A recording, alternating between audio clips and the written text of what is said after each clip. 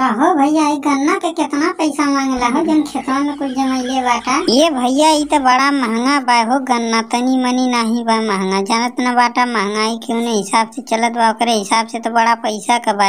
एक बीघा का गन्ना बा, कोनो मजाक बा। अब तोहरे जौन समझ में उतना रेट बोलता, हम तो बता देते बाटी उतना रेट। अरे भैया धन तोहार बात तू न बोलवाता का, हम बोलबी पहले बताओ, पहले तू बोला तब एकरे बाद हम बतात बाटी कितना देबे। ये भैया हम तो मांगिला 1.5 लाख रुपया, तू कितना तक ले देबा बता। ये भैया हम देखत 1,30,000 रुपया देबा, बोला जैसन अगर तोके बेचे के हो, खतना बेचे के हो तो भाई कौन ओकर बती आगे देखल जाई। कहो चाचा बेच काहे देता मर्दवा, नहीं तो ले अब खाले बा 1.5 लाख रुपया मिलत बा, 10-20 हजार रुपया कम न बा 1.5 लाख में, अब का चाहे तोरा। तू मर्दे पगलाइल बाटे, इतना मेहनत लागल बा, कम ह का तोरा के 1.5 लाख रुपया ज्यादा लगत बा, कम बहुत बा। अरे चाचा काहे भगावत बाटा, ना लोग के दे काहे देता मर्दवा, नहीं तो कम बेसी तो हो जात रहला, 1-2 रुपया ना पहिया तो कौन फायदा न करे ले। कहो चाचा कैसन लोगन भीड़ लगैले बाटा हो, खेतवा बेचत बाटा का। ये बाबू खेतवा ना बेचे थिला, गनवा बेचे थिला, 1.5 लाख रुपया मांगले हिला। लोगन कहत बाटा कि 1,30,000 रुपया लेला। कहो चाचा बहुत कम देत बाटा मर्दवा, नहीं तो और तनी बढ़ा के दा मर्दवा, नहीं तो नहीं देखत बाटा कितना हरियर गन्ना बा।